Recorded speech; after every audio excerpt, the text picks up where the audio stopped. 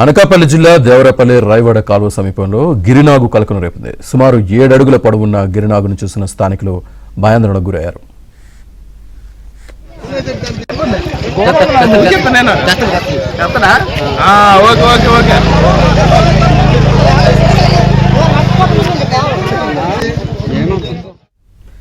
స్థానికుల సమాచారంతో ఘటనా స్థలానికి చేరుకున్న స్నేక్ క్యాచర్స్ గంట పాటు శ్రమించి గిరినాగును బంధించి అటవీ ప్రాంతంలో విడిచిపెట్టారు.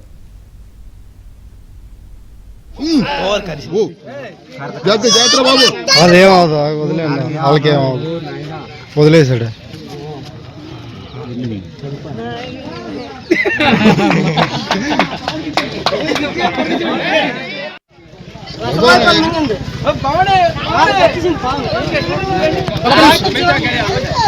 కృష్ణ